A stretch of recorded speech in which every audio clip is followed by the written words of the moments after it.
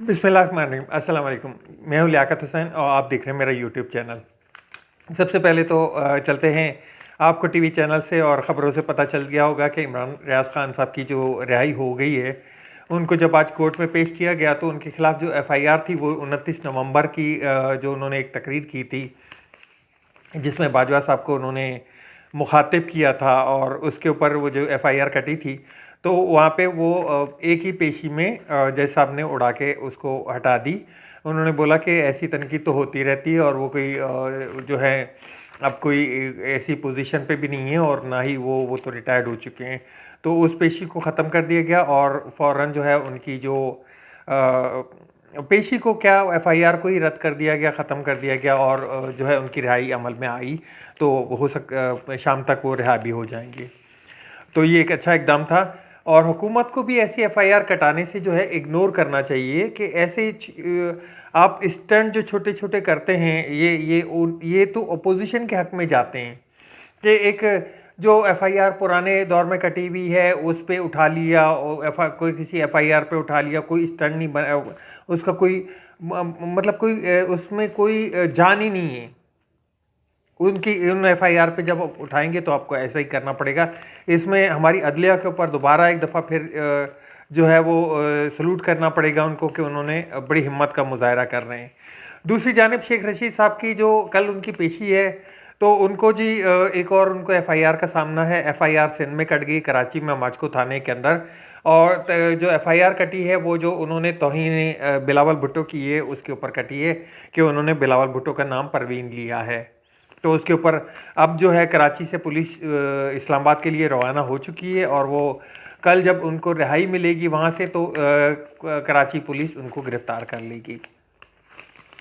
दूसरी बात, हम चलते हैं एपेक्स के ऊपर। एपेक्स कमेटी का इजलास हुआ। एपेक्स कमेटी का इजलास में भी वही तनकीद, वही इमरान खान, वही उन्हीं के ऊपर 470 अरब रुपए कहाँ गए, कैसे लगे, क्यों लगे, कैसे लगे। तो वो उनका ऑडिट होना चाहिए। सबसे पहले तो ऑडिट आप लोग का होना चाहिए। जो 1100 अरब रुपए के मुकदमात जो कि ठोस मुकदमात थे उनको फारिग करके बिल्कुल ना ही कोई जवाब दिया ना ही कोई वो दिया, वो करके आ गए आप। और एपेक्स कमेटी में आप इन्होंने पाकिस्तान तहरीक इंसाफ को भी दावत दी थी कि वो भी शिरकत करें, उन्होंने तो साफ इनकार कर दिया। जो कि लगता है जब आप एक चलती हुई हुकूमत को आप किसी तरीके से एक आके बूट पॉलिश करके आके बैठ जाएंगे और उसके बाद आप उन्हीं को बुलाएंगे जिनको अपनी दीवार से लगाया हुआ है, जहाँ पे मुकदमात, जहाँ पे गिरफ्तारियाँ, जहाँ पे तौहीन मजहब, तौहीन अदालत, तौहीन आईएमएफ, तौहीन ईसीपी, तौहीन शहबाज शरीफ का पता नहीं क्या क्या मुकदमात लगा लेंगे आप। तो शखाना अपना फॉरेन फंडिंग, ये केसेस लगाएंगे और उसके बाद आप ये भी करेंगे कि आप आके बैठें आपके साथ और आपके साथ मसले का हल निकालें। उन्होंने तो साफ इनकार कर दिया और इनकार इससे भी नहीं बल्कि एपेक्स एपीसी से भी कर दिया। और आज खैबर पख्तूनख्वा में जो तहरीक इंसाफ के कारकुनान, वो जो लीडरान थे, उन्होंने अमन रैली, अमन मार्च और अमन के हिसाब से जो है वो स्पीचेस की और अपनी जो है वीडियो बयान जारी किए। तो वो तो आवाम के साथ आज़ार यकजहती इस तरह से कर रहे हैं। दूसरा, एपीसी की कमेटी की तरफ चलते हैं। अब एपीसी कमेटी में ऑल पार्टी कॉन्फ्रेंस जो उन्होंने बुलाई है, ऑल पार्टी कॉन्फ्रेंस में सभी शामिल हैं सिवाय इमरान खान के। तो इमरान खान को जब दावत दे रहे हैं, दावत वो किस उससे कबूल करें? आपने उनको वो चलती हुई उनके हुकूमत को रोक के आपने जो अफ़गानिस्तान के ऊपर वो कर रहे थे उन सब को आपने 9 महीने भुला कर अब आपको याद आ रहा है जब दहशतगर्दी की लहर बढ़ रही थी, मुराद सईद उस वक्त जलसे कर रहे थे, बुला रहे थे, धरने लोगों को बाहर निकाल रहे थे, रोडों पे एहतजाज कर रहे थे। उस वक्त किसी को ख्याल नहीं आया, उस वक्त तो ये खामोश बैठे रहे। उस वक्त ही अगर आप तरीके से बात करते और अगवान जो पॉलिसी थी उनको इंगेज करते, बल्कि इन्होंने तो क्या किया, इन्होंने तो केपीके के जो फंड्स हैं वो तक रोक दिए। इन्होंने तो केपीके की पेमेंटें रोक दी थी। आज इनको ख्याल आ रहा है बड़ा कि जी दहशतगर्दी में, और वो उनको एपीसी की दावत भी कैसे दी जा रही है। एपेक्स कमेटी में बैठ के सारा मुरद इल्ज़ाम उन्हीं को ठहराया जा रहा है। तो उसके ऊपर तो एपेक्स कमेटी में शिरकत भी नहीं बनती, ना एपेक्स में बनती है ना एपीसी में बनती है, जो कि साफ असद उमर साहब ने मना कर दिया है। आगे चलते हैं जी। एक और ख़बर है, इमरान खान ने 33 हलकों पे अकेले खड़े होने से इनकार कर दिया। मतलब उन्होंने इस फैसले का जो 33 हल्कों पे इलेक्शन ज़िमनी इलेक्शन की डेट दी गई थी 16 अप्रैल की, उस पे अब जो है इमरान खान साहब नहीं खड़े होंगे, बल्कि उन्होंने जो है अपने लीडरान को बोला कि वो इलेक्शन लड़ें और इलेक्शन की तैयारियां करें। तो इसकी वजह क्या बनी, मैं इसकी वजह पे आपके आता हूँ। और पीडीएम जो कि पहले एक वो दे रही थी कि जी हम नहीं खड़े होंगे, हम इमरान खान को खुले हैं जीतने देंगे और वो जीत जाएंगे, वो उस पर भी बात करते हैं। एक तो इमरान खान साहब की 43 जो सीटें इन्होंने रेजिग्नेशन एक्सेप्ट कर ली। अब जो है पाकिस्तान तहरीक इंसाफ के पास टोटल मेरे ख्याल से 21 या 21 से भी कम तादाद रह गई है उनकी, या 16 मेम्बरान रह गए हैं तकरीबन, बहुत कम तादाद रह गई है। तो वो जो राजा रियाज साहब जो हैं वहाँ पे जो अपना नेशनल असम्बली में वो बन के बैठे हुए हैं, अपना अपोजिशन के लीडर बन के बैठे, वो उनसे उनसे कम तादाद है। अब अपोजिशन लीडर को कोई नहीं हिला सकता। लिहाजा इमरान खान साहब ने ये फैसला किया है कि अब 33 सीटों पे इनके बंदे खड़े होके, जो भी उम्मीदवार हैं पाकिस्तान तहरीक इंसाफ के, वो खड़े होके जीतेंगे और जीत के जो है वो असम्बलियों में जाएंगे और अदम जो पोजीशन है, जो अपोजिशन लीडर है, वो अपने नाम करेंगे।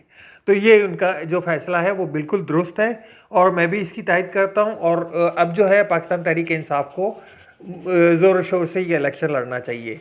और पीडीएम भी अब मुकाबले में आ चुकी है, पीडीएम को भी लड़ना चाहिए। तो अब जो है ये मुकाबला ज़बरदस्त होने जा रहा है। तीसरी जगह पे हम जाएँ तो पाकिस्तान तहरीक इंसाफ ने पंजाब में तमाम जितने मेम्बरान हैं उनकी लिस्टें फ़ाइनल करना शुरू कर दी गई हैं और जो टिकटें जिन जिन को देनी है मेम्बरान को, उनके नाम जो है उन पे फैसला साजी का अमल जारी है। अब चलते हैं जी डॉलर की तरफ। डॉलर लगातार गिरता जा रहा है, लगातार गिरता जा रहा है और उसकी कोई कंट्रोल में आ ही नहीं रहा। 270 से 274 पे पहुंचा आज सुबह जब मार्केट खुली, और फिर जब ये मार्केट बंद होने को गई तो ये 278 पे पहुंच गई। और इमरान खान, जब ये हुकूमत इमरान खान से 9 अप्रैल को ली गई थी 178 रुपये पे ली गई थी, आज 278, यानी कि सेंचुरी इन्होंने कंप्लीट कर ली। 100 का जो आंकड़ा है वो पूरा हो गया। इन 10 महीनों में 100 रुपये इजाफा हो गया है डॉलर पे, 278 रुपये पे आज बंद हुआ है। और ये हुआ क्यों?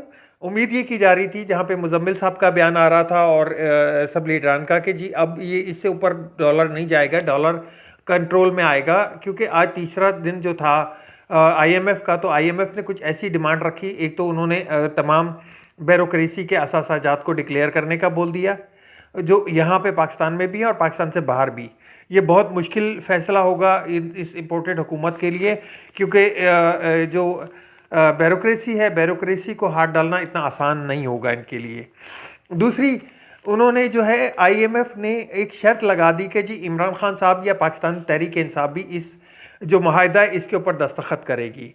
अब डॉलर गिरने की वजह के ऊपर आते हैं। डॉलर, जैसे ही शहबाज शरीफ साहब ने ये बयान दिया कि जी आईएमएफ हमसे बात नहीं कर रही या हमसे बात को कंप्लीट नहीं कर रही, या हमारे जो लीडरान इसहाक डार साहब हैं उनको बहुत टफ टाइम दे रही है, उसके ऊपर डॉलर एकदम जो है वो बढ़ना शुरू हो गया और मार्केट गिरना शुरू हो गई।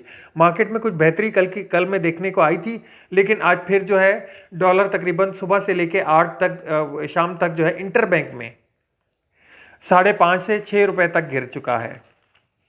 डॉलर बढ़ चुका है, रुपया गिर चुका है। तो ये वजूहात हैं जिनकी वजह से नहीं हो पा रहा।